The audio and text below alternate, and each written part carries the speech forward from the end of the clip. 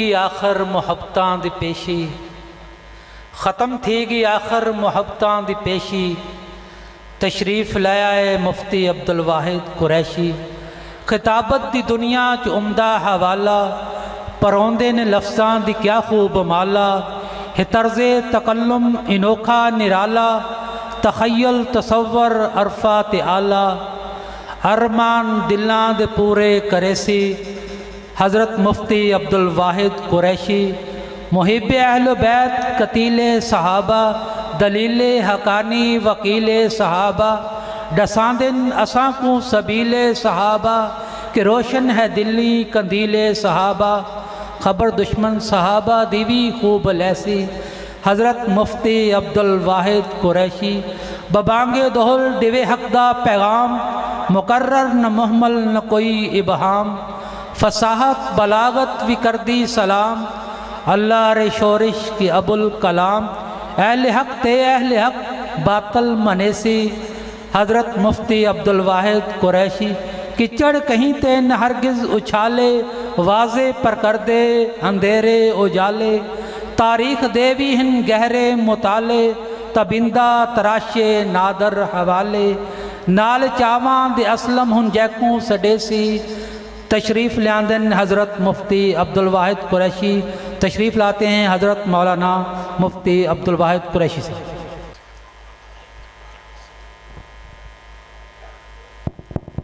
بیٹا آپ تھوڑا خاموشی کا مظاہرہ فرما لیں، کسی ایک ذمہ دار کو وہاں بھجوا دینا۔ کھاری صاحب، ہاں بس کھاری صاحب پیار سے کاریاں والے طریقے تے نہیں۔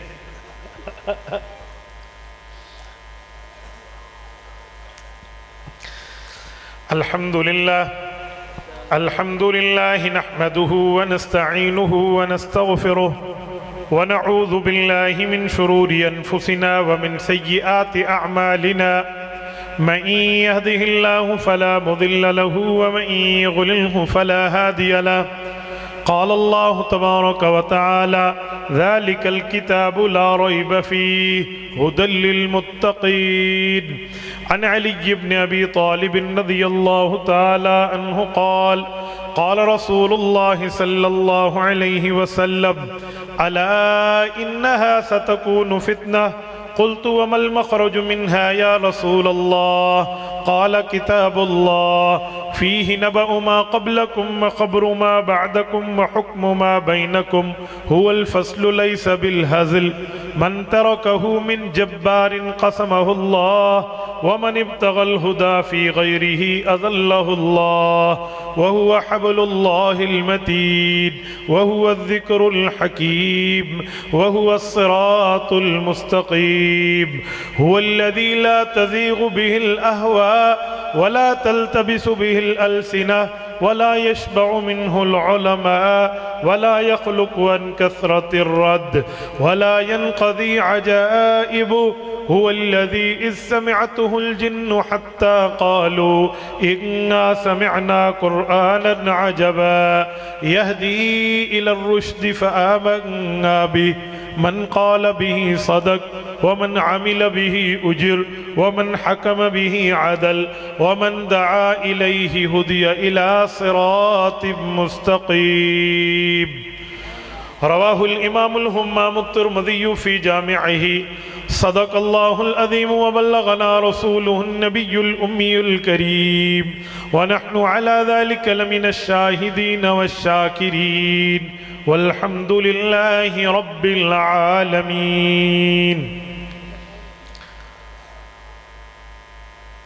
مجمع میں اور اسٹیج پر تمام حضرات کو السلام علیکم ورحمۃ اللہ وبرکاتہ۔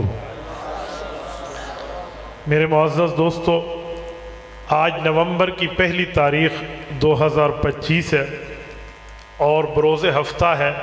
میں یہاں جامعہ حیات القرآن میں علاقہ عارف والا ضلع پاک پتن شریف میں آپ سے گفتگو کرنے کا شرف حاصل کر رہا ہوں۔ میرے یہاں آنے کا سبب ہمارے مجاہد ختم نبوت بھائی چیچا وطنی سے قاضی محمد حسنین آرائیں، اللہ ان کو جزائے خیر عطا فرمائے، اسی طرح ہمارے مولانا طیب عارفی صاحب، مولانا عبدالسلام صاحب، اللہ ان سب کو خوش و خرم رکھے۔ میں سب کے ناموں سے فرداً واقف نہیں ہوں، بس جملہ علماء کرام موجود ہیں۔ میں آپ کی خدمت میں عظمت قرآن کریم کے حوالے سے چند معروضات پیش کرنے لگا ہوں، بس آپ توجہ میری طرف رکھنا، میری آنکھوں میں آنکھیں ڈال کر بات سننا، ہنستے اور مسکراتے چہرے کے ساتھ مجھے دیکھنا، انشاءاللہ رب کریم ہمارا یہ بیٹھنا قبول فرمائیں گے۔ مجھ سے قبل جامعہ دارالقرآن فیصل آباد کے استاذ الحدیث حضرت مولانا شبیر احمد دامت برکاتہم العالیہ، ہمارے بزرگ، ہمارے مخدوم، ہمارے سینئر آپ سے مخاطب تھے۔ میں ان کے بعد آپ کی خدمت میں چند معروضات پیش کر رہا ہوں، بس آپ توجہ رکھنا۔ دیکھیں، عظمت کا مطلب ہوتا ہے بڑائی، اور قرآن کریم کا مطلب ہے اللہ کی بھیجی ہوئی کتاب۔ تو جو اللہ تعالیٰ کی بھیجی ہوئی کتاب ہے، اس کی عظمت، اس کا مقام، اس کا مرتبہ، اس کا درجہ، اس کی حیثیت اور اس کی ویلیوز کیا ہے، یہ آج ہماری گفتگو کا محور ہے۔ میرے دوستو، قرآن کریم کی ڈیفینیشن کیا ہے، قرآن کی تعریف کیا ہے؟ قاضی عبداللہ بن عمر بیضاوی رحمہ اللہ نے قرآن کریم کی تعریف میں 3 چیزیں لکھی ہیں۔ فرمایا نمبر 1، القرآن هو المنزل علی الرسول، کہ قرآن وہ ہے جو رسالت مآب علیہ السلام پہ نازل ہوا۔ اس کا دوسرا حصہ والمکتوب فی المصاحف، صحابہ کرام نے، کاتبین وحی نے حضور پاک صلی اللہ علیہ وسلم پہ اترے ہوئے قرآن کریم کو صفحہ کرتاس پہ نقل کیا۔ اور اس کا تیسرا حصہ، فرمائے اس تعریف کا تیسرا حصہ ہے والمنقول عنہ نقلا متواترا بلا شبہ، حضور پاک کے دور سے لے کر آج تک ہمارے پاس بغیر کسی شک و شبہ کے پہنچا ہے۔ میں اسی تعریف پر آپ کی خدمت میں دلائل پیش کرنے لگا ہوں۔ قرآن کریم وہ ہے، القرآن هو المنزل علی الرسول، جو محمد الرسول اللہ صلی اللہ علیہ وسلم کی ذات اقدس پر نازل ہوا ہے۔ نبی پاک صلی اللہ علیہ وسلم کی ذات پر اللہ نے جس کلام کو بھیجا ہے، یہ کلام قرآن پاک ہے۔ رب کریم کے پیغامات اس سے پہلے بھی آئے ہیں، تورات ہے، زبور ہے، انجیل ہے، صحائف ہیں، مختلف پیغمبروں پہ آئے ہیں، لیکن یہ وہ کتاب ہے جس کے لیے علماء نے لکھا ہے کہ القرآن خرج من اللہ، قرآن وہ ہے جو اللہ سے نکل کے آیا ہے، بلکہ بعض جگہ تو فرمایا القرآن کلام اللہ وقد خرج منہ، یہ وہ اللہ کا کلام ہے جو اللہ سے آیا ہے۔ تو اس کلام کی شان تورات سے افضل، اس کلام کی شان انجیل سے افضل، اس کلام کی شان زبور سے افضل، اس کلام کی شان تمام صحائف سے افضل ہے۔ کیوں؟ افضل کلام تھا، افضل ذات پہ اترا ہے۔ اس جیسا کلام بھی دنیا میں کوئی نہیں، رسول اللہ جیسی ذات بھی دنیا میں کوئی نہیں۔ اللہ تعالیٰ نے اس کلام کو رسول اللہ پر نازل فرمایا ہے۔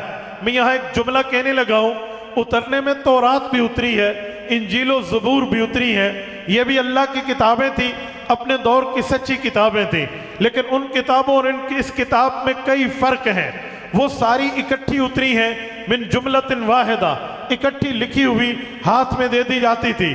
قرآن اکٹھا نہیں آیا، قرآن کریم باری باری، وقفاً وقفاً، درجتاً درجتاً، لمحتاً لمحتاً، علی اوقاتہم آیا ہے۔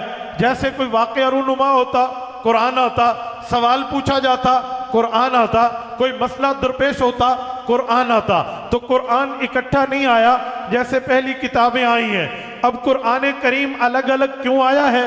اس کی کئی وجہ ہو سکتی ہیں۔ ایک وجہ تو یہ بھی ہے کہ یہ آخری نبی کا کلام ہے، اس کے بعد نیا نبی نہیں آنا۔ لوگوں میں جتنے احوال پورے ان سالوں میں آتے رہیں گے تو اس کا جواب اترتا رہے گا۔ قیامت تک کے لوگوں کو مسائل درپیش ہوں گے، وہ اگزامپل دیکھ لیں گے، وہ مثال دیکھ لیں گے حضور پاک کی زندگی میں، تو اسی طرح اس کو آگے چلائیں گے۔ اس لیے الگ الگ آیا۔ ایک الگ آنے کی شان اور بھی ہے، وہ یہ ہے کہ کبھی کوئی سوال کرے گا تو اس سوال کا جواب اللہ آسمان سے نازل کر دیں گے۔ اس سے سمجھ آیا کہ اس کے سوال میں اتنا درد ہے جس کی وجہ سے رب کریم نے جبرائیل امین کو عرش سے فرش پر بھیجا ہے۔ اس کی ایک وجہ اور بھی ہو سکتی ہے کہ اگر کام ٹھیک نہ ہو رہا ہو، عرش سے رب کریم نے اس پر رد نازل فرمایا، تردید نازل فرمائی، اس کو رزسٹ پیش کیا، تب یہ کلام اترا ہے۔ اس میں سوال والے کی شان بھی ہو سکتی ہے، سوال والے کا غلط انداز ہو تو نحوست بھی واضح ہو سکتی ہے، دونوں طرح کی وجہ ہیں۔ القرآن هو المنزل علی الرسول، جو حضور پاک پہ اترا ہے۔ اب توجہ رکھنا، میں اسی پر ایک بات مزید آپ کی خدمت پہ کہنے لگا ہوں۔ کیا مطلب؟ حضور پاک پر قرآن اترا، پتہ چلا نبی پر اللہ کا کلام آتا ہے، نبی کلام کو سنتا ہے، آگے سناتا ہے، نبی کلام کو لیتا ہے، آگے پہنچاتا ہے، نبی کلام کو وصول کرتا ہے، اگلی نسل تک منتقل کرتا ہے۔ جب حضور پاک پر یہ کلام اترا تو کیسے اترا؟ تو پاک پیغمبر کی حالت کیا تھی، حضور پاک کی شان کیا تھی جب کلام اتر رہا تھا؟ میرے دوستو، میں صحیح بخاری جلد نمبر 1 باب کیف کان بدء الوحی الی رسول اللہ صلی اللہ علیہ وسلم سے ایک اسی عنوان پر 2 روایتیں آپ کی خدمت میں پیش کرنے لگا ہوں۔ ام المؤمنین حضرت اماں جان عائشہ رضی اللہ تعالی عنہ فرماتی ہیں، میں نے عرض کیا تھا اللہ کے رسول سے، نبی پاک نے مجھے تفصیل دی، یا رسول اللہ کیف یأتیک الوحی۔ ایک روایت حضرت حارث ابن ہشام کی بھی ہے، وہ بھی حضور پاک سے یہ سوال کرتے ہیں، کیف یأتیک الوحی یا رسول اللہ، اللہ کا کلام آپ پہ آتا، اس کی کیفیت، اس کی اہمیت، اس کا معاملہ، یہ آپ ہمیں اس واقعات کی صفات ذرا بتا دیں کہ کلام کیسے آتا تھا۔ نبی پاک نے اس کے کئی جواب دیے ہیں، میں 2 باتیں آپ کی خدمت میں رکھتا ہوں۔ نمبر 1، حضور پاک علیہ السلام نے فرمایا، احیانا یأتینی مثل سلسلۃ الجرس، کبھی میرے اوپر وحی آتی جیسے مسلسل گھنٹی بجتی ہے، ایسے مسلسل میرے اوپر وحی آتی۔ یہاں گھنٹی سے تشبیہ ہے، گھنٹی کی طرح نہیں ہے، تشبیہ اس میں ہے کہ گھنٹی بھی کنٹینیوسلی آتی ہے، مسلسل آتی ہے، تسلسل نہیں ٹوٹتا، تو یہاں بھی حضور پاک صلی اللہ علیہ وسلم پر تسلسل نہیں ٹوٹتا تھا۔ اور دوسرا فرمایا، ایک انسانی شکل میں فرشتہ آتا، وہ مجھ سے گفتگو کرتا، میں اس کی بات کو دہراتا تو اللہ کا قرآن بن جاتا۔ میری بات کا مطلب المنزل علی الرسول، ان طریقوں سے ہمارے نبی پاک نے قرآن کو وصول کیا ہے اور آپ اور مجھ تک پہنچایا۔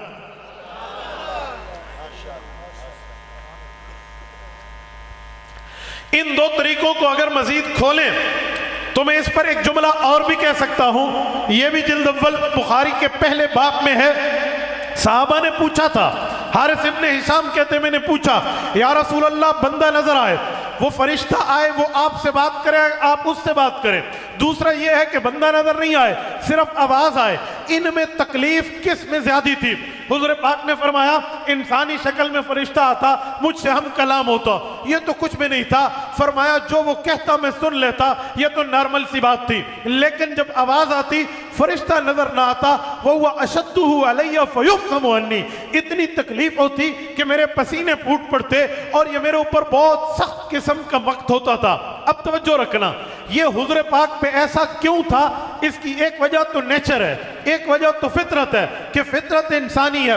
جب میں کسی سے بات کروں، کوئی مجھ سے بات کرے تو ایک دوسرے کو جان پہچان بھی نہ ہو، لیکن انسان سے بات کرے تو بندے پر حالت نہیں بدلتی۔ لیکن کہیں بندہ اکیلا ہو، کوئی نظر بھی نہ آئے اور آواز آ جائے تو کیفیت فطرتاً بدل جاتی ہے۔ یہ بھی بائی نیچر نبی پاک علیہ السلام نے فرمایا۔ اس کا ایک جواب اور بھی ہے، اب توجہ رکھنا، یہ جو ہے کہ یأتینی مثل سلسلۃ الجرس، گھنٹی بجنے کی طرح آتی، اس کی مثال کیا ہے، اس کی اگزامپل کیا ہے؟ کیونکہ گھنٹی مراد نہیں ہے، گھنٹی کی طرح ہے۔ ایک گھنٹی ہوتی ہے، ایک گھنٹی کی طرح ہوتا ہے۔ میں ایک دفعہ ایک بار میں بات کر رہا تھا تو ہمارے ایک وکیل دوست نے مجھے کہا، مولانا سارا دن مولوی یہ کہتے ہیں الجرس مزامیر الشیاطین، گھنٹی شیطان کا آلہ ہے، اور ادھر آپ سناتے ہیں کہ گھنٹی کی آواز پر قرآن آتا۔ یہ 2 باتیں مجھے سمجھ میں نہیں آتی۔ میں نے کہا آپ لفظ سمجھے گئے، مطلب سمجھ آئے گا۔ حضور نے یہ نہیں فرمایا گھنٹی آتی تھی، فرمایا مثل سلسلۃ الجرس، گھنٹی کی طرح ہوتا تھا۔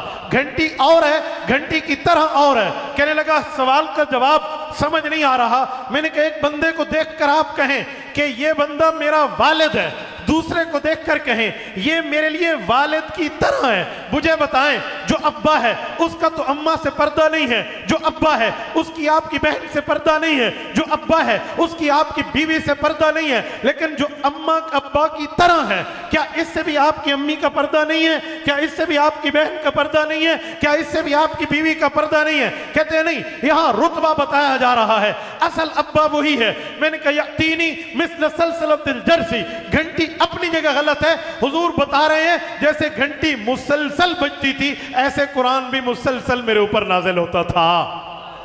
یہ تو پرانے زمانہ تھا، آج کا زمانہ سمجھانے لگا ہوں۔ توجہ، آج کے زمانے میں مجھے موبائل دکھائیں بیٹا، اب کسی کے ہاتھ میں موبائل ہے، مثلا یہ موبائل ادھر ہے اور میں یہاں بات کر رہا ہوں، حضرت مولانا شبیر دامت برکاتہم نے مجھے کوئی میسج کیا، وہ میسج میرے نمبر پہ آئے گا، ٹی ٹی کی آواز آئے گی، ٹنگ ٹنگ کی آواز آئے گی، اور جب میں متوجہ ہوں گا پھر میسج کھول کے دیکھوں گا، اندر مولانا کا میسج ہوگا، حضرت میں پہنچ گیا ہوں، آپ کب آ رہے ہیں؟ پہلے ٹنگ ٹنگ تھا، اندر کھولا تو پھر پورے لفظ لکھے ہوئے آئے۔ میں نے کہا بلا تشبیہ و مثال، آج کے دور میں یہ حدیث سمجھانا مشکل نہیں ہے۔ یأتینی مثل سلسلۃ الجرس، مسلسل حضور پہ یہ گھنٹی کی طرح وہی اترتی، جب وہ ترتیب ختم ہوتی تو اندر اللہ کے قرآن کی صورت ہوتی۔ یأتینی مثل سلسلۃ الجرس، تو اس طریقے پہ حضور پاک کی ترتیب تھی۔ اب جب حضور وصول کرتے، اس وصول کرنے پہ پاک پیغمبر صلی اللہ علیہ وسلم کو کتنی تکلیف تھی، کتنی محنت تھی، کتنی جد و جہد تھی۔ مسند احمد میں حدیث ہے، خلیفہ بلا فصل افضل البشر بعد الانبیاء حضرت ابو بکر صدیق رضی اللہ عنہ فرماتے ہیں میرے پاک پیغمبر نے مجھے بتایا، یا ابا بکر شیبتنی ہود و اخواتہا، فرمایا ابو بکر یہ سورت ہود اتری، اس جیسی باقی صورتیں اتری جس میں قیامت کا ذکر، آخرت کا ذکر، قبر کا ذکر، آخرت کی زندگی کا ذکر، حساب کا ذکر، کتاب کا ذکر، میدان محشر کا ذکر، میزان عدل کا ذکر، لوگوں کی گرفت کا ذکر، اللہ سے پوچھے ہوئے سختی کے سوالات کا ذکر تھا۔ یہ جو میری امت کے لیے اتری، ان قرآن کے اترنے نے تمہارے نبی کی جوانی تھی، شیبتنی ہود و خواتہا، اس جوانی کو بڑھاپے میں بدل دیا ہے۔ میرے دوستو، عارف والا کے غیرت مندو، رب کریم کے نبی کریم یہ بات سمجھانا چاہتے ہیں کہ یہ کلام تمہیں دے کے جا رہا ہوں، اسے باعث عبث نہ سمجھنا، کلام تمہیں دے کے جا رہا ہوں فضول نہ سمجھنا، اس کلام پر تمہارے نبی کی جوانی لگی ہے، اس کلام پر تمہارے نبی کی جوانی لگی ہے۔ میں مثال سے سمجھاؤں گا تو بات سمجھ آئے گی۔ والد صاحب فوت ہوئے، بیٹے کے کندھے پہ ہاتھ رکھا، فوت ہونے سے پہلے کہنے لگے میرا بیٹا آپ پتر میں تینوں کم دی گل دسن لگا، ایک گل سنی غور نال سنی، میرے لفظاں تے غور کرنا ہے، پتر تینوں نہیں پتا تیرے پیو دی جوانی لگ گئی ہے، اس کاروبار دے اتے تیرے پیو دی محنت لگی ہے، اس کاروبار دے اتے اگر تو میرے بعد اگر اس کاروبار نو اس طرح دی ترتیب نہیں سنبھالنا ضائع ہو جانا ہے۔ نبی پاک کے لیے حدیث پاک ہے، انا لکم بمنزلۃ الوالد، میں تمہارے لیے بھی اتنا شفیق ہوں جیسے تمہارا ابا تمہارے اوپر شفیق ہے، میں تمہارے اوپر اتنا نرم ہوں جیسے تمہارا والد تمہاری ضروریات کا خیال کرتا ہے۔ پاک پیغمبر صلی اللہ علیہ وسلم حضرت محمد مصطفیٰ احمد مجتبیٰ صلی اللہ علیہ وسلم ابو بکر صدیق کو کہہ کر امت کو میسج دے رہے، ابو بکر صدیق کو بتا کر امت کو خبردار کر رہے، قیامت تک آنے والی تمام امت کو وان کرتے ہوئے حضور پاک نے سمجھایا قرآن کو اپنے پہ بوجھ نہ سمجھنا، قرآن کو اپنے اوپر کوئی وزن نہ سمجھنا، نعوذ باللہ فضول چیز نہ سمجھنا۔ یہ وہ قرآن اتنی عظمت، مقام، مرتبت، درجے، حیثیت، ویلیو رکھتا ہے جس کے لیے محمد الرسول اللہ نے اپنی جوانی خرچ کی ہے اور تمہارا قرآن تمہارے تک پہنچایا ہے۔ رسول اللہ کی ذات اقدس جہاں اپنی جوانی کی بات کریں، جوانی کا مطلب کیا ہے سنیں، شیبتنی ہود و خواتہا کا مطلب کیا ہے؟ رسول اللہ کی جوانی کا مطلب اعلان نبوت کیا تھا اس قرآن کے آنے پہ، حضور پاک نے اناؤنسمنٹ آف میسنجرنگ، نبوت کی اناؤنسمنٹ اعلان کیا تھا اس قرآن کے آنے پہ، تو رسالت آپ کے مد مقابل وہ شخص بھی تھا جس نے حضور کی پیدائش پر باندھی آزاد کی تھی، دنیا اسے ابو لہب کہتی ہے۔ حضور پاک نے قرآن کا اعلان کیا، شریعت کا اعلان کیا، پیغمبر کے مقابلے میں وہ شخص بھی تھا جسے عقبہ بن ابی معیط کہتے ہیں، جو مکہ کا برگر فیملی سے ریلیٹڈ خاندان میں سردار تھا۔ ابو جہل بھی تھا، شیبہ بھی تھا، ربیعہ بھی تھا۔ یہ وہ سارے لوگ تھے جو اس زمانے میں برگر فیملی سمجھے جاتے، کھاتے پیتے کے گھرانے سے تعلق رکھنے والے سمجھے جاتے۔ یہ سارے مقابلے میں آئے۔ حضور پاک کو کل تک صادق اور امین کہنے والے آج پیغمبر کی مخالفت کر رہے، جن کے باپ داداؤں نے امانتیں حضور کے پاس رکھی، جن کی ماں اور دادیوں نے امانتیں حضور کے پاس رکھی، کہ انہیں اپنی اولاد پر اعتماد نہیں تھا، اپنے قریبیوں پر اعتبار نہیں تھا۔ یہ میری امانت کو کھا جائیں گے، یہ کہیں امانت کی خیانت نہ کرے، اسے بھی امین حضور نظر آئے، اسے بھی صادق حضور نظر آئے۔ امانتوں کے رکھوالے محمد الرسول اللہ ہے، لیکن ان امانتوں کے دینے والوں کی اولاد حضور کے مقابل ہے۔ پھر کیا وقت آتا ہے کہ پاک پیغمبر سر سجدے میں رکھتے ہیں، اونٹ کی اوجر اوپر ڈالتی جاتی ہے، رسالت مآب علیہ السلام پہ ایمان لاتے ہیں۔ ابو بکر کو اتنا تشدد کا نشانہ بنایا جاتا ہے کہ ام الخیر سلمہ ان کی اماں سر میں کنگھا ڈالتی ہیں، بال اکھڑ کے کنگھے میں آ جاتے ہیں۔ یہ اتنی ظلم اور تشدد کی تاریخ گرم کی ہے کہ عثمان بن عفان کے والد عفان فوت ہوئے، چچا نے ان کی نگرانی سنبھالی تھی، اس نے سارے کپڑے اتروا کے صرف 2 ٹاٹ کے کپڑے دیے، یہ لے اور حضور کے پاس چلا جا۔ اس حد تک مخالفت ہوئی ہے۔ حضرت بلال کو اس کا آقا، اس کا مالک جسے کہتے ہیں، وہ تپتی عرب کی گرم ریت پہ لٹا دیتا ہے۔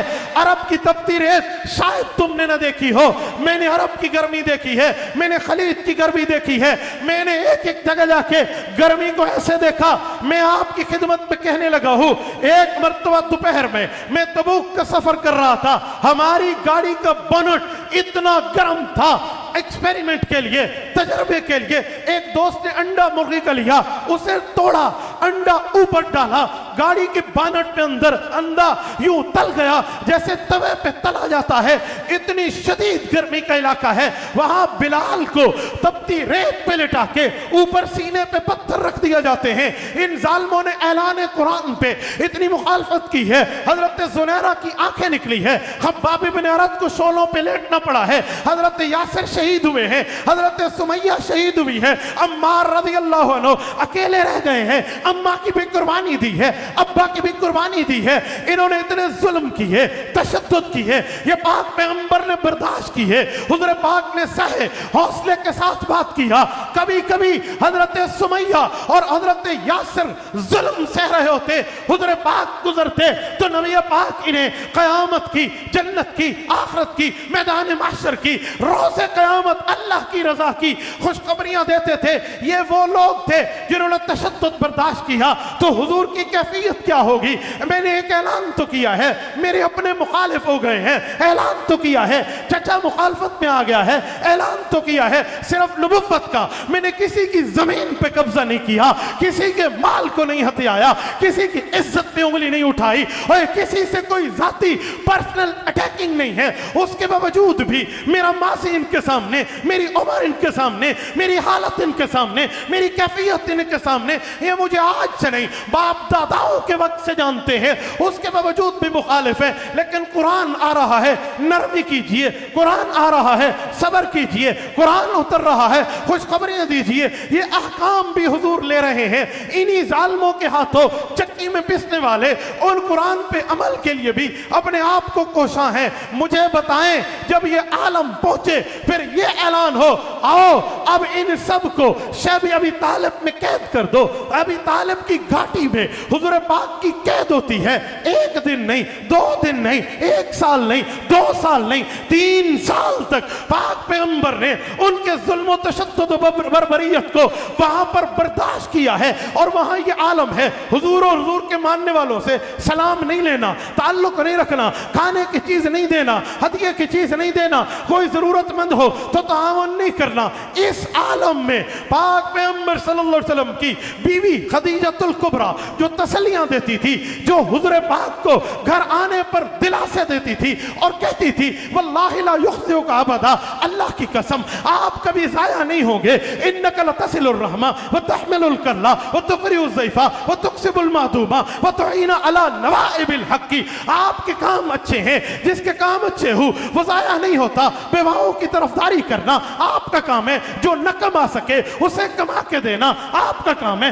مہمان کی عزت کرنا آپ کا کام ہے، صلہ رحمی کرنا آپ کا کام ہے، حق کے ساتھ ٹھہر جانا آپ کا کام ہے، اللہ آپ کو ضائع نہیں کرے گا۔ یہ غم گسار بیوی اسی دوران قید فوت ہو جاتی ہے۔ حضور پاک کے چچا جناب ابو طالب اگرچہ ان کی ایمان کی بات اپنی جگہ، لیکن حضور کے ساتھ شفیق تھے، رحیم تھے، کریم تھے، محبت میں فرما روا تھے، اور کفار کے سامنے سینہ سپر ہو کے اپنے بھتیجے کو ان کے ظلم سے بچایا کرتے تھے۔ اس کا انتقال بھی اسی شیب ابی طالب میں ہوتا ہے، پھر بھی حضور اپنی بات پہ ڈٹے ہوئے ہیں، اپنے اعلان پہ مضبوط ہیں، حتیٰ کہ وقت آتا ہے فرمایا جاتا ہے آپ یہاں سے جائیے، علاقہ چھوڑا، محلہ چھوڑا، وہ جگہ چھوڑی جس جگہ پہ حضور کا بچپن گزرا، حضور کا لڑکپن گزرا، پیغمبر جس جگہ میں کھیلے، جس جگہ رہے، جو امی کا گھر، جو ابو کا گھر، جو دادے کا گھر، جو بنو ہاشم کا مسکن، اسے چھوڑا، غاروں میں بیٹھے، وہاں سے نکلا، مدینہ گئے ہیں۔ مدینہ بیٹھنے کے بعد بھی یہ کافر امن پہ نہیں بیٹھے، کبھی بدر میں آئے ہیں، کبھی احد میں آئے ہیں، کبھی خیبر میں آئے ہیں، ایک ایک موقع پہ حضور کا مقابلہ ہے، اور اس جگہ پاک پیغمبر کہیں ایک پتھر پیٹ پہ باندھ کے مقابل ہیں، کہیں دو پتھر باندھ کے مقابل ہیں، کہیں کھانا ہے تب بھی شکر گزار نہیں ہے، تب بھی شکر گزار۔ اما عائشہ کہہ دیں 3 مہینوں کے 3 چاند طلوع ہوئے، پاک پیغمبر کے گھر میں چولہا نہیں جلا، یہ عالم ہے، لیکن کفر سے ٹکر لینے میں، شرک سے ٹکر لینے میں، ان بیمانوں سے ٹکر لینے میں، پایا استقلال میں لرزہ نہیں آیا، اپنے عقیدے پہ جمنے میں، محبت میں، اللہ سے تعلق میں لرزہ نہیں آیا، بالکل وقفہ نہیں آیا، شریعت پہ ٹھہرے، مکمل قرآن لیا، امت کو دیا، تبھی تو پیغام دیا۔ شیبتنی ہود و اخواتہا، ابو بکر میرے کلمہ پڑھنے والوں کو کہہ دینا، ابو بکر میرے فالوورز کو کہہ دینا، ابو بکر میرے ماننے والوں کو کہہ دینا، ابو بکر مجھے نبی تسلیم کرنے والوں کو یہ نبوی پیغام دینا۔ شیبتنی ہود و اخواتہا، لوگوں قرآن سے دل لگانا، لوگوں قرآن کے لیے اولاد پیش کرنا، بچیوں کو پڑھانا، بچوں کو پڑھانا، جوانیاں لگے لگا دینا، مال لگے لگا دینا۔ کیوں؟ جو تمہارا پیغمبر ہے اس نے اپنی جوانی قربان کی، قرآن کی وجہ سے بڑھاپا قبول کیا، قرآن کی وجہ سے۔ قرآن نہیں چھوڑنا تو میری امت تم بھی قرآن نہیں چھوڑنا۔ یہ حضور پاک کا میسج ہے جو اس عظمت قرآن پہ ہمیں ملا، اور میں آپ تک اس کو پورا بیک گراؤنڈ دکھا کر منتقل کر رہا ہوں، سنا سمجھا بتا واضح کرا رہا ہوں کہ یہ قرآن صرف مولویوں کی بات نہیں ہے۔ جن خوش نصیبوں نے قرآن پڑھا ہے ان کے ماں باپ کے ساتھ بھی پیٹ لگا ہوا ہے، انہیں بھی پیسہ چاہیے، ان کے بھی پیسے کی ضروریات ہیں، لیکن انہوں نے پیسے سے منہ پھیرا، ضروریات سے منہ پھیرا، اپنی ضرورت کی چیز رکھی اور اپنی اولاد قرآن پہ بھیجی۔ کیوں؟ حضور کے میسج کا ان کو احساس تھا، حضور کے پیغام کا احساس تھا، نبی پاک صلی اللہ علیہ وسلم کے یہ فرمان کا احساس کیا، اولاد بھیجی۔ تبھی تو کہتے ہیں بچے کو قرآن پڑھا دے، ماں قیامت میں آئے تاج وصول کرے، باپ قیامت میں آئے تاج وصول کرے۔ کیوں؟ ان کے دل میں احساس تھا، حضور نے جوانی لگائی، ہم بھی لگائیں گے، اسی احساس پر قیامت میں اللہ ان کے والدین کا اکرام کرے گا۔ عارف والا کے غیرت مندو یوں نہیں ہے میرا پیو مولوی سی تے میں بھی مولوی بڑھنا ہے، میرے ابے نے داڑھی رکھی سی تے میں بھی رکھی ہے، میری اماں نو قرآن آندا سی تے مینوں بھی آنا چاہیے۔ ٹھیک ہے ایک وجہ یہ ہوگی، لیکن اصل وجہ یہ ہے ہمیں مصطفیٰ کے غم کا احساس، ہمیں مصطفیٰ کی جوانی کا احساس، ہمیں مصطفیٰ کی تکلیف کا احساس، ہمیں مصطفیٰ کی قربانی کا احساس۔ لوگوں، کروڑوں جوانیاں، اربوں جوانیاں، پدموں جوانیاں، بے شمار جوانیاں، حضور پاک کے جوتے کے نیچے آنے والا چمڑا، اس چمڑے کے نیچے لگنے والے مٹی کے ذرات ہمارے کروڑوں جوانیوں سے افضل ہیں، کروڑوں صلاحیتوں سے افضل ہیں، کروڑوں طاقتوں سے افضل ہیں۔ پھر اس کے باوجود بھی اس پیغمبر نے جوانی قرآن پہ لگائی ہے، تو آج ہمیں بھی چاہیے ہم بھی قرآن پہ لگیں، اولاد بھی قرآن پہ۔ یہ صرف ایک وجہ ہے۔ سبحان اللہ آپ نے کہا آپ کو ثواب ملا، میرا کام سبحان اللہ کہلوانا نہیں ہے، تمہاری غیرت پہ دستک دینا ہے، میں نے میسج دینا ہے، میں نے پیغام دینا ہے، یا آپ کو باور کرانا ہے کہ یہ علماء جو بیٹھے ہیں یہ بہتر بازار میں جا کے کاروبار کر سکتے ہیں۔ ہم کوئی لولے لنگڑے نہیں ہیں، ہم کوئی عقل سے پیدل لوگ نہیں ہیں، ہم بازار میں جائیں، ہم سے بڑا تاجر دکھاؤ، ہم دکان کھولیں، ہم سے بڑا بزنس دکھاؤ، ہم مارکیٹ میں آئیں، ہم سے بڑا بزنس مین لے کے آؤ۔ ہم امام ابو حنیفہ جیسے تاجر کے مقلد ہیں، ہم عثمان ذو النورین جیسے بزنس مین کو ماننے والے ہیں، ہم عبد الرحمن بن عوف رضی اللہ عنہ جس کی تجارت اتنی اعلیٰ اولا افضل اکرم تھی کہ جب وہ فوت ہوئے تو ان کی بیویوں میں جو سمن تقسیم کیا گیا اس سونے کو کلہاڑیوں سے کاٹ کر تقسیم کیا گیا۔ ہم ان کے ماننے والے ہیں، ہم کوئی ایسے نہیں ہیں کہ اٹھ کے آپ کے پاس آئے۔ پھر وجہ کیا ہے؟ میرے عالم کو بازار بھولا، میرے عالم کو تجارت بھولی، میرے عالم کو دنیا بھولی، میرے قاری نے دنیا کمانا چھوڑا، مسجد میں بیٹھا، محتمم نے دنیا سے منہ پھیرا، مسجد بیٹھا، مدرس نے دنیا سے منہ پھیرا، مسجد بیٹھا۔ بھئی وجہ کیا ہے؟ یہ ادھر کیوں بیٹھا ہے؟ ایک ہی وجہ ہے کہ میرے دل میں محمدی درد کا احساس ہے، میرے دل میں محمدی پیغام کا احساس ہے، میرے دل میں رسول اللہ کے میسج کا احساس ہے۔ ہم جو تھوڑا اور جتنا مل گیا اس پہ شکر کریں گے، لیکن حضور کے پیغام کو گلی گلی پہنچا کے چھوڑیں گے۔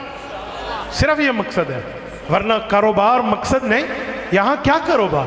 ابھی آتے ہوئے میں ایک عالم دین سے پوچھ رہا تھا، میں نے کہا آپ نماز پڑھاتے ہیں؟ جی ہاں۔ قرآن پڑھاتے ہیں؟ جی ہاں۔ درس دیتے ہو؟ جی ہاں۔ میں نے کہا بتائیں کتنی تنخواہ ہے؟ اس نے کہا جی 10,000 روپے۔ میں نے 10,000 روپے کسی مزدور دی بھی مہینے دی آمدن ہے؟ دسو کنا ایک کمان والا بندہ 1300 روپے مزدور در روزانہ دے، وہ بھی 15 دہاڑیاں دے اندر اس مولوی تو مہینے تو ود کما کے دے سی۔ وہ کیوں بیٹھا ہے اس جگہ؟ کیوں بیٹھا ہے وہ عالم؟ وہ نہیں جا سکتا، اس کو اللہ نے جوانی دی ہے، اس کو اللہ نے صلاحیت دی، وہ جا سکتا ہے، لیکن اس کے دل میں حضور پاک کی جوانی لگنے کا احساس ہے۔ آج علماء کو تانے دیے جاتے ہیں، یہ مدرسہ نہیں ہے پیٹرول پمپ ہے، یہ مدرسہ نہیں ہے کمائی کا اڈا ہے، اے مولوی تھے لے کے بیٹھے نے، آ تو سانبھ لے نو۔ میں پوچھتا پھر کیڑا پیٹرول پمپ ہے؟ اے خدا کے بندو، ان بوریا نشینوں نے دال کھا کے تمہارے ایمان کی حفاظت کی ہے۔ میں مدرسے بھی پڑھا ہوں، کالج اور یونیورسٹی بھی پڑھا ہوں، میں دونوں کو کمپائر کرنا توہین سمجھتا ہوں۔ عالم کا معاملہ کیا، کالج یونیورسٹی کیا یار؟ کچھ بھی وہاں نہیں ہے، جو دین کی سمجھ ہے وہ یہاں ہے۔ میں توہین نہیں کر رہا، آپ اسکول کالج پڑھائیں، لیکن وہ دنیا کی ضرورت ہے۔ یہ ضرورت کب تک ہے؟ دنیا کی بھی ضرورت ہے، قبر کی بھی ضرورت ہے۔ میں ایک سوال کرنے لگا، تھوڑا کوئی بندہ اتھو دا رہن والا اس چک دا تے امریکہ پہنچ گیا، کینیڈا پہنچ گیا، او تے جا کے اتھے فجی ایئرلینڈ پہنچ گیا، تے اللہ نہ کرے اس دا ابا فوت ہو گیا، تے اس دی فون آنی ہے مولانا قاری عبدالسلام دو، قاری صاحب بچے نو کہو اے سورت یاسین پڑھ کے میرے ابے لئی بخش دے وے۔ کیوں؟ ہن جانا پرنسپل دے کول انہوں آکھ ڈبل میتھ اسٹیٹ پڑھو، کیمسٹری پڑھو، بیالوجی پڑھو، انگلش دی کتاب پڑھو، ریاضی دے فارمولہ پڑھو، اے پڑھ کے میری اماں نو بخش، میرے ابے نو بخش۔ نہیں، اس دا ایمان ہے قبر نو چیر کے اندر ثواب لے کے جاسی تے اللہ دا قرآن لے کے جاسی۔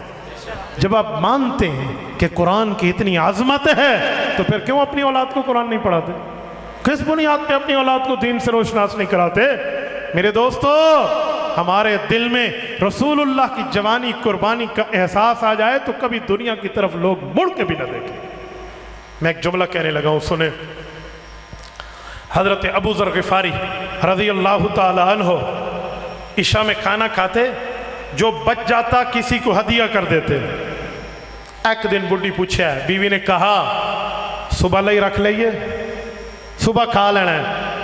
فرمایا اللہ دی بندی، جیڑا رب ہون رزاق ہے اس صبح بھی رزاق ہے۔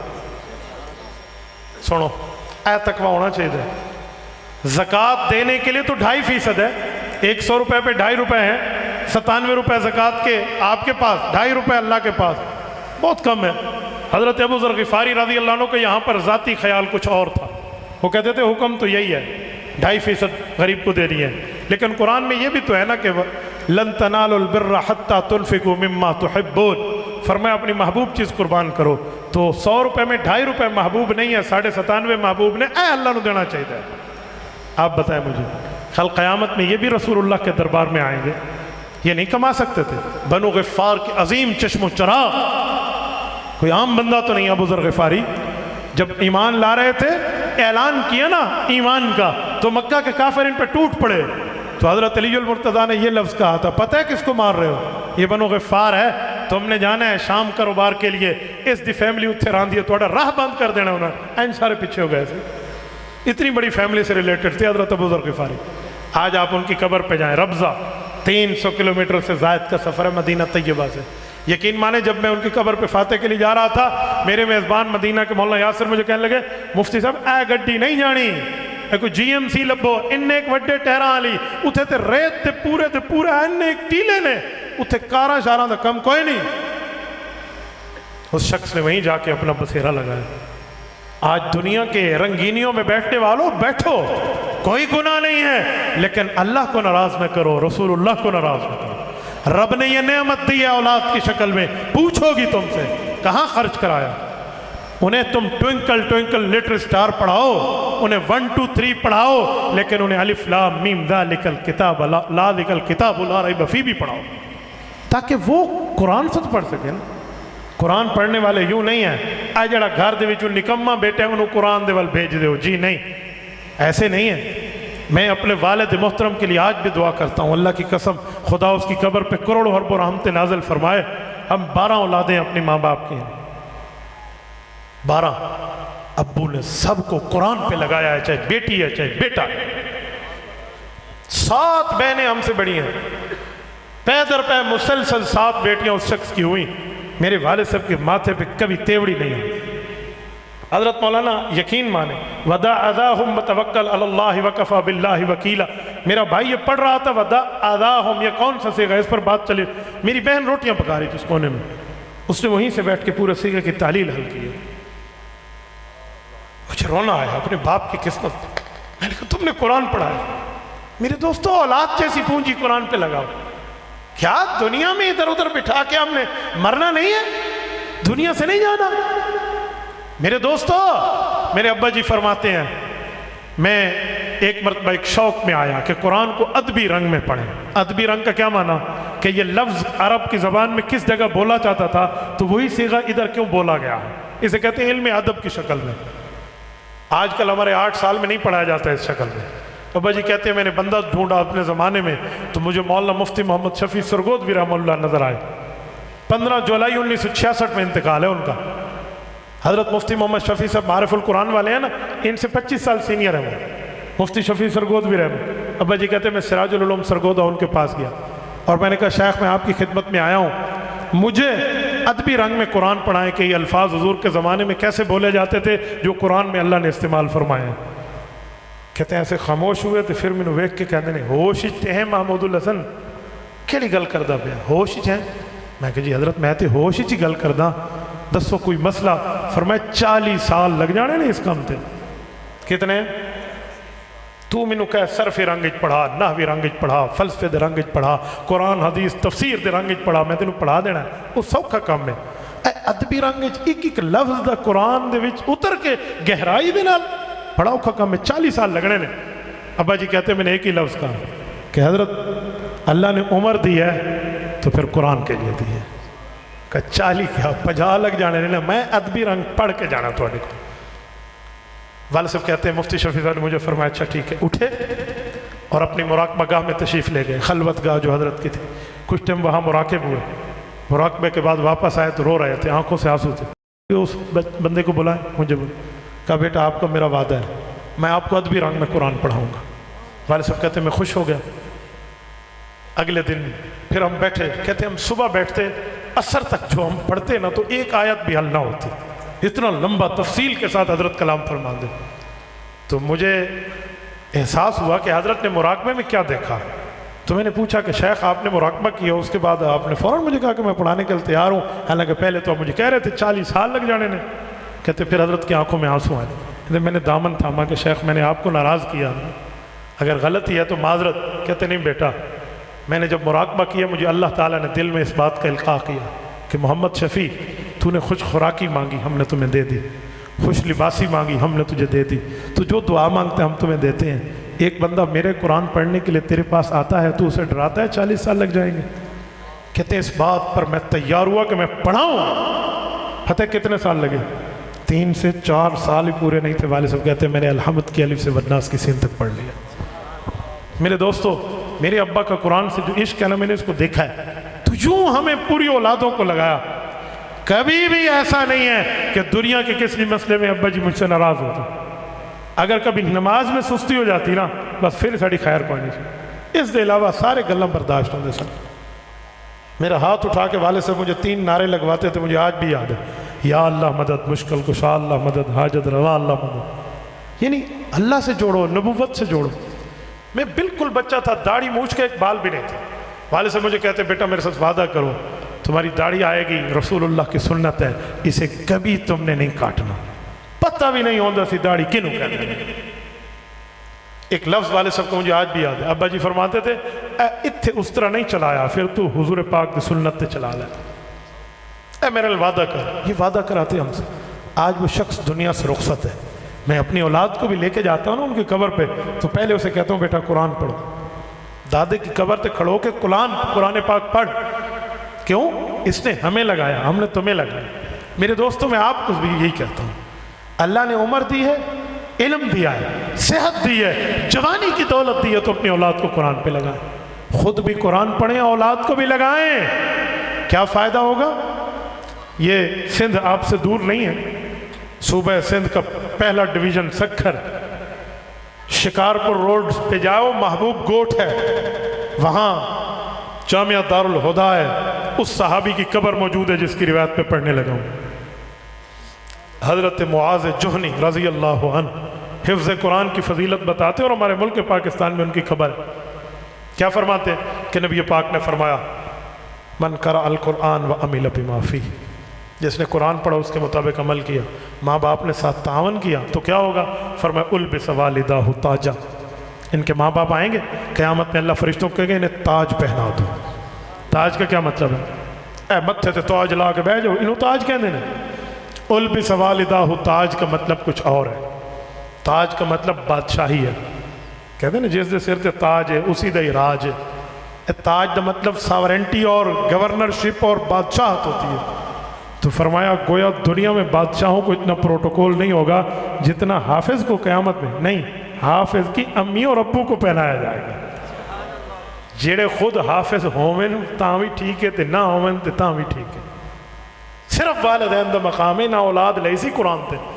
البس والداہ تاجا، تاج پہنایا جائے گا. اگلا لفظ ضوءہ احسن من ضوء الشمس. فرمائے لوگو اس تاج کی روشنی جو حافظ قرآن کے پیرنٹس کے سر پر، ماں باپ کے سر پہ ہوگا، کتنی روشنی ہوگی؟ سورج کی طرح نہیں. ضوءہ احسن من ضوء الشمس، سورج سے بھی بڑھ کے ہوگا. یہاں لفظ احسن، اس کو عربی میں افعل التفضیل کہتے ہیں، انگلش میں سپرلیٹو ڈگری ورڈ کہتے ہیں. اس سے بڑا لفظ نہیں ہوتا.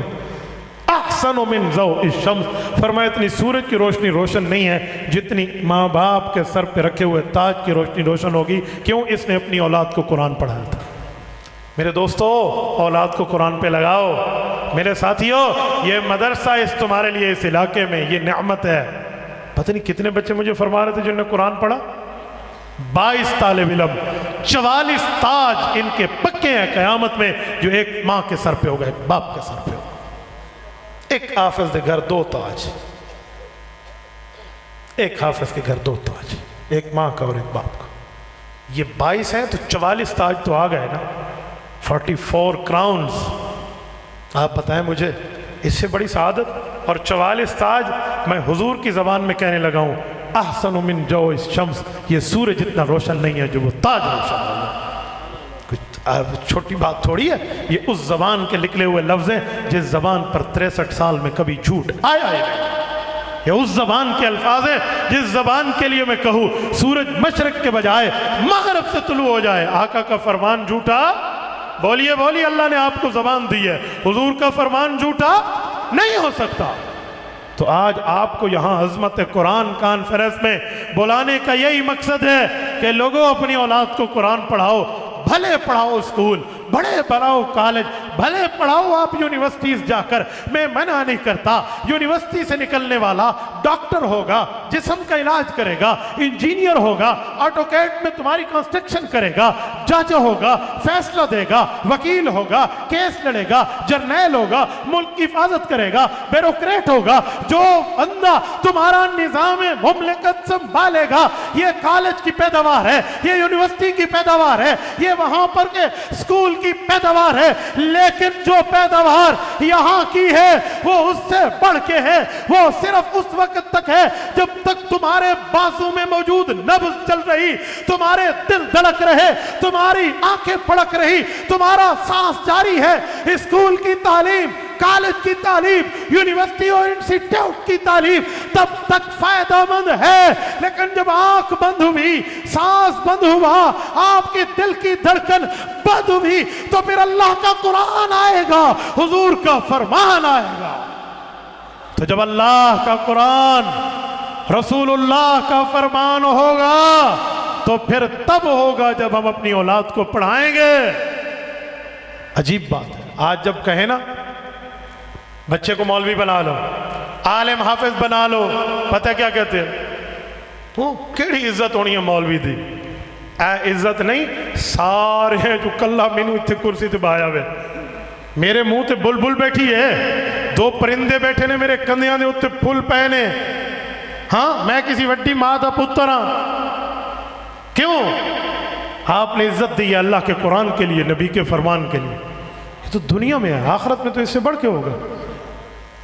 میں ایک جگہ تھا تو اسکول کالج کی تعلیم پہ میں نے کہا میں ناراض نہ ہونے، میرے ڈاکٹرز بھائی، انجینئر بھائی، پرنسپل بھائی، ہیڈ ماسٹر بھائی، اسکول والے وائس چانسلر بھائی، پروفیسر، آپ ناراض نہ ہو، لیکن میں ایک بات کہنے لگا ہوں، کہیں نئی بلڈنگ بنے، نیا گھر بنے، نئی مارکیٹ بنے، کوئی پلاٹ خریدے تو کیا کہتے ہیں؟ برکت کے لیے جا کر اسکول کے پرنسپل کو بلا لاؤ، کہتے ہیں وائس چانسلر لے کے آؤ، کسی پروفیسر نو، اس تو وڈے کسی ڈین نو لے کے آ جاؤ، ڈین ہے نا ڈپارٹمنٹ دا چیئرمین ہے، ہیڈ آف ڈپارٹمنٹ ہے، انہوں لے کے آؤ، ہاں جج صاحب نو لے کے آؤ، این کہندے نے کی کہندے نے؟ حافظ جی نو لے کے آؤ۔ کیوں؟ برکت واسطے بلا نہ کسے، تھوڑا آگے جا کے ہوں کسی ایس پی صاحب، کسی ڈی سی صاحب، کسی ڈی آئی جی صاحب، کسی آئی جی صاحب بلائیں، برکت ہوگی۔ نہیں جی حافظ صاحب نو لے کے آؤ۔ کیوں؟ وجہ کہندے نے اس دے سینے چ اللہ دا قرآن ہے، تے جدوں اے پڑھن مسیتے گیا سی تے تو اس دے پیو دے کول گیا سی، پتر نو حافظ بڑھا کے کی لبھنا تینوں، آج تو آکھ لوتے ہیں مینوں کچھ دے ہوئی تو۔ میرے دوستو قرآن کریم کی عظمت کیا، کہاں تک میں آپ کو جملہ سناؤں؟ ایک جملہ اور کہنے لگا ہوں، توجہ، قرآن کی عظمت کا مقام کیا ہے؟ آپ کی اولاد اور آپ کا بیٹا امام بن جائے گا۔ پتہ امام کیسے کہتے ہیں؟ امام کے کئی رتبے ہیں، امام کے آگے بھی کوئی نہیں ہوتا، امام کے برابر بھی کوئی نہیں ہوتا۔ دلیل چاہیے؟ میں دلیل دینے لگا ہوں۔ جس وقت آپ اور ہم سارے نماز میں نیت کر رہے ہیں، کہتے نہیں ہیں کمر پیچھے اس امام دے، ہم اگر 100 ہیں مقتدی، ہماری ایک نماز جامع مسجد میں کتنا ثواب رکھے گی؟ ب27 درجہ، مسلم میں 27 نمازیں، تو ہم 100 بندے ہیں، ہمیں 27 کا ثواب ملا ہے، باجماعت پڑھی ہے، مسجد جامع مسجد پڑھی ہے۔ مولوی صاحب لوگ کتنا ملا جس پڑھائی ہے؟ کبھی سوچا؟ یہ اس کی وجہ سے تو ہماری قبول ہو رہی ہے۔ او وضو دے وچ ایک بازو چھٹ دے وے تو تسی غسل کر کے بھی کھلوتے ہو تو تھوڑی نماز قبول نہیں ہونی. مولوی جی چھڑ دیتے ایک بازو دوڑا. تو اس سے پتہ چلا کہ مولوی کی، اس عالم کی، اس امام کی وجہ سے آپ کی قبول ہے. یہ 27 مقتدی ہیں، انہیں 100 مقتدی ہیں، انہیں 27 کا ثواب ملا. ان سب کا 2700 کا ثواب کل امام نو مل گیا. کہتے ہیں کوئی وجہ ہی نہیں ہے، کوئی فرق ہی نہیں ہے. میرے دوستو، یہ دنیا میں جہاں ٹھہرا ہے نا، اس دے پیچھے کھلوو تسی زندہ ہو. کیونکہ مولوی کتے کھلو جاوے نا پیچھے زندہ ہوندے نے مقتدی، تے جڑا مولوی دے اگے ستا ہویا ہوندے وہ 5-4 تکبیراں اللہ اکبر. ہاں اس لیے کہتے ہیں مولوی دے اگے نہیں ٹرنا. تو بھائیو اپنی اولاد کو عالم بناؤ، عزت کی روٹی کھائے گا. کہتے ہیں کہاں سے کھائے گا؟ عزت کا کھانا کھائے گا. ایک بندے نے مجھے کہا مولوی بڑھ گیا تو کہاں سے کھائے گا؟ میں نے دوسری طرف منہ پھیر کے پوچھا لوگوں سب سے زیادہ کون کھاتا ہے؟ کہا مولوی. میں کیوں؟ تو اسے کہتے مولوی بڑھ گیا کتوں کھاسی؟ انہوں کہتے ہیں سارے سے زیادہ مولوی کھاندہ ہے. تو جب سب سے زیادہ مولوی کھاتا ہے تو اولاد کو عالم بنا. اسے منطق کی زبان میں کہتے ہیں، مولانا بیٹھے ہیں، مانعۃ الجمع. انگلش میں کہتے ہیں ویری ویری امپاسبل سینٹینس. یہ دونوں چیزیں جمع نہیں ہو سکتی. پتہ کیسے؟ مولوی کھاتا زیادہ ہے، مولوی بن گیا، کھائے گا کہاں سے؟ اس کی مثال ایسے ہے جیسے کوئی کہے قاری عبدالسلام صاحب تسی او اننے اقبال سن اس دے اننے اقبال ویکھا سی او بندہ اننے اقبال آلا گنجا. لوگ کہتے ہیں عقل نو ہاتھ مار، وال بھی سن، سر دے ہوتے تھے، گنجا بھی سی. کی میں ہو سکتا ہے؟ اچھا جو تسی انہا ویکھیا جڑا ڈرائیونگ کرتا پیا سی، کوئی اننے کڑی ڈرائیونگ کرنی ہے؟ ٹھیک ہے. اچھا اس لنگڑے کو دیکھا وہ جو بھاگتے ہوئے جا رہا تھا، وہ لنگڑا کیسے بھاگے گا؟ پتہ چلا ان میں سے ایک تو جھوٹ ہے. تو یہاں بھی ایسے ہے، مولوی بڑا دکھائے گا کتوں؟ مولوی کھاندے بہت زیادہ ہیں. اور میں پوری بات کا خلاصہ پیش کر رہا ہوں. میں نے کہا حضور پاک صلی اللہ علیہ وسلم کی اس درد کا احساس کرو جو حضور نے فرمایا شیبتنی ہود و خواتہا، میں نے اپنی جوانی لگائی، قرآن کی قربانی تم تک پہنچائی. اس کا احساس کرو. اور اس کا احساس عالم کے پاس ہے. عالم بن گیا نا، اللہ کی قسم عزت کا کھانا بھی کھائے گا. اور لوگ اس ہی کی وجہ سے اپنی دشمنیاں بھول کے بھائی بھائی بن جائیں گے. میں نے نہیں دیکھا کسی عدالت میں اکثر طور پہ کوئی راضی نامہ ہوتا ہو. میں نے راضی نامے دیکھے ہیں تو مسجد میں بیٹھ کے دیکھے ہیں، مدرسے میں بیٹھ کے دیکھے ہیں، ان اصحاب دین کے پاس بیٹھ کے دیکھے ہیں جہاں قاتل بھی ایک دوسرے کو معاف کر دیتے ہیں. یہ لوگ سوئی کا کام کرتے ہیں، سینے کا، کینچی کا کام نہیں کرتے، کاٹنے کا. عالم کو اللہ نے عزت دی. عالم ہر جگہ اللہ کی قسم پرامن عالم ہے. میں نے تو نہیں دیکھا جتنے بم دھماکے ہوئے نے کوئی مولوی پھڑا گیا ہوئے کسی مولوی اتھے جا کے بم پا لیا این تو کوئی نہیں. علماء کا تو معاملہ نہیں ہے. جتنے ہوئے آپ حکومتی لیول پہ ان کی رپورٹس اٹھا لیں، کوئی کس یونیورسٹی کا فاضل ہے، کوئی کس یونیورسٹی کا فاضل ہے. ابھی جس شخص نے خودکش کیا کراچی ایئرپورٹ پہ چائنا کے بندے پہ، وہ پتہ نہیں یونیورسٹی کا کون سے درجے کا ٹاپر تھا، کوئٹہ یونیورسٹی کا. مولوی تو نہیں سی نا. مولوی تو پرامن ہے. اور عالم کتنا پرامن ہے، اتنا پرامن ہے، اتنا پرامن ہے، اس جیسا پرامن ہے ہی کوئی نہیں. آپ سارے جاگ رہے ہیں، مثال دوں تو برداشت کر جاؤ گے؟ جتنے بیٹھے ہیں ادھے ہاتھ چک دیں جنہ اتفاق ہے او چکے. آؤ میں آپ کو مولوی کا پرامن ہونا دکھاتا ہوں. 1947 میں پاکستان بنا ہے. 2021 تک مجھے کوئی ایک دھرنا دکھا دو، ایک جلسہ دکھا دو، ایک جلوس دکھا دو جو اسلام آباد گھراؤ کرنے آیا ہو اور امن امان سے واپس گیا ہو. ایک ہی ہے، ایک ہے جس کو آزادی مارچ کہتے ہیں.